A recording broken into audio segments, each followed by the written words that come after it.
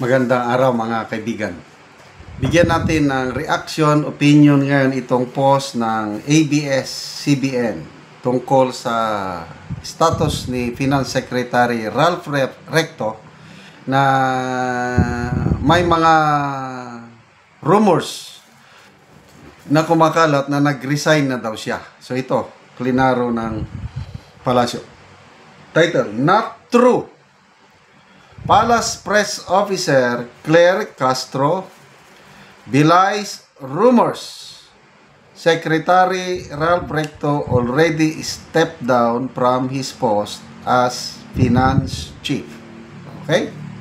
So, walang katotohanan yung mga lumalabas na balibalita na nag-resign na daw siya. Bakit may mga ganyang haka-haka o spekulasyon? Kasi masama na ang status ng ating ekonomiya, masama ang status ng koleksyon ng buwis, nawawalan na ng confidence ang mga investors, nagre-reklamo na po ang mga negosyante. Okay. Kaya hindi mo maiwasan na may mga balibalitang ganyan. Magbasa lang ako sa mga basahin natin tong yung hapon ba yun o yung very strongly worded statement galing ng mga 36 business groups all over the country, pinangungunahan ng Philippine Chamber of Commerce Industry, na nawagan sila talaga sa Pangulo na ayusin ang panggobyerno, maging mas decisive. Okay, ito ang article. Malacanang on Tuesday belied rumors that Ralph Recto has resigned from his post as Finance Secretary following a social media post claiming that the palace is already considering two seasoned financial experts as his replacement.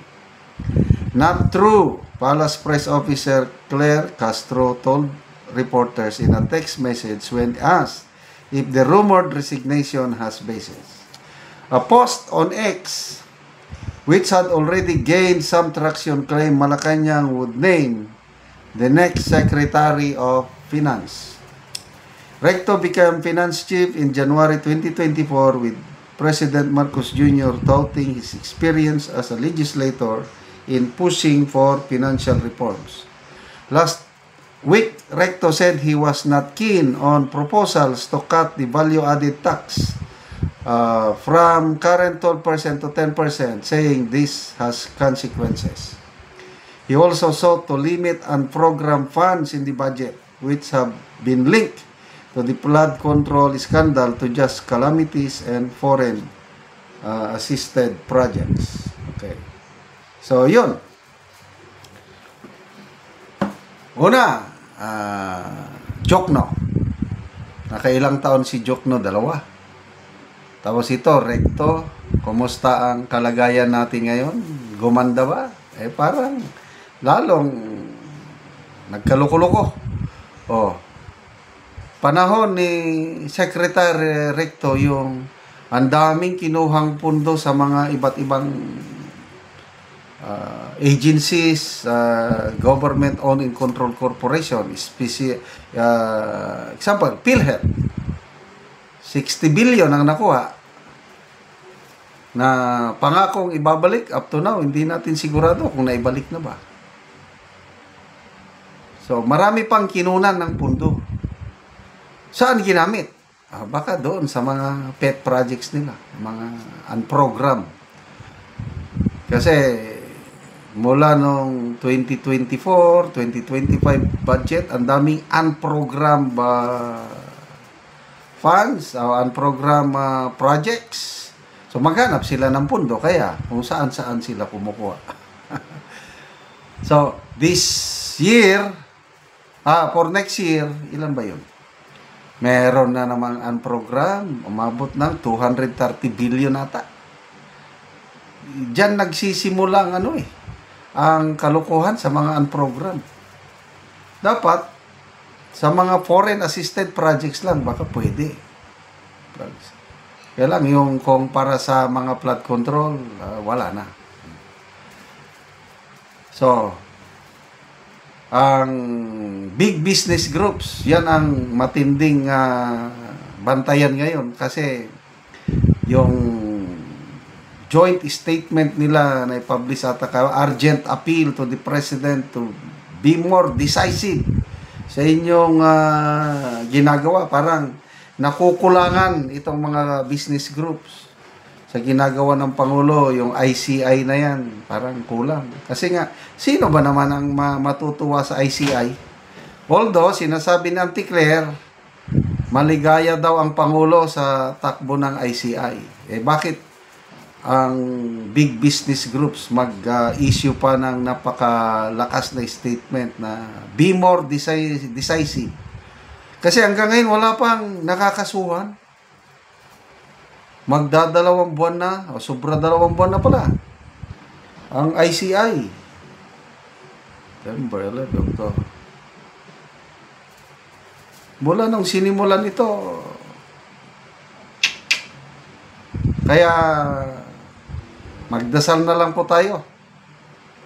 Maganda yung ginawa ni Secretary John B. Cremulya na naghanda na sila ng kulungan. That's good. Pinapakita na seryoso.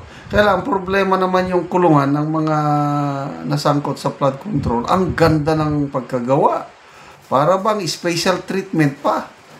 Hindi ba pwede na kung may makulong doon sa mga ordinaryong kulungan? Para maghirap. Itong ipinakita ngayon. Masarap tumira doon. Masarap. Parang libreng board and lodging. Ay, nako. So, Blue Ribbon Committee. Yan, aasahan natin magkakaroon ng announcement. Sabi ni Senator Lacson, pinag-aaralan na nila, hinahanda nila ang kanilang sarili, silang dalawa ni Senator Soto, na kung tanggapin niya ulit ang chairmanship, baka daw, they will lose some members sa majority block. Baka matanggal si Senator Soto as Senate President.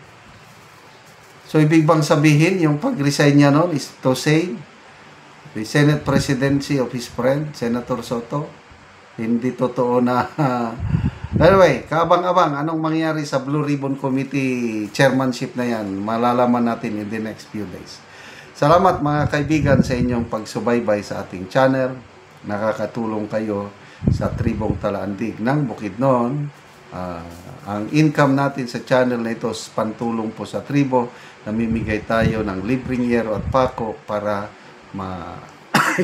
makapagpatayo sila ng mas maayos na tahanan. Panoorin niyo ang video na ito. Tagaan na mo Ogero. Tamat kayo. May tagat. Atop na ni sila karon.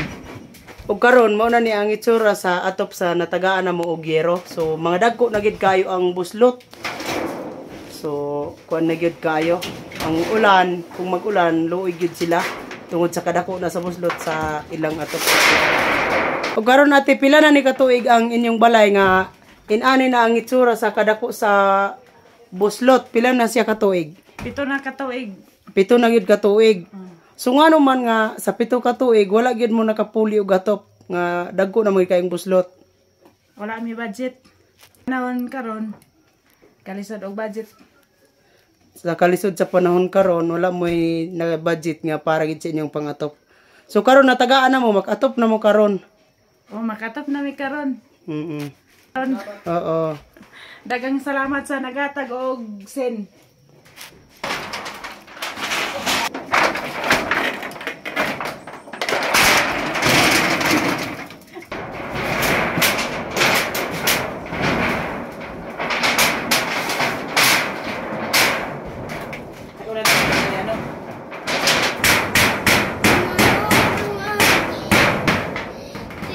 Karon naman na gyud sa pag-atop. So maayo na gyud nga tan-awon.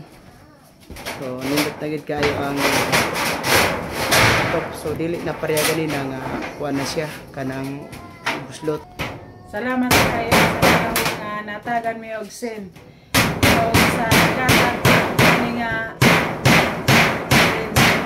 salamat kay na magpadayon ni nga try ni nga tabang sa mua. Salamat kayo. Salamat kayo. So, may nagingalan ko.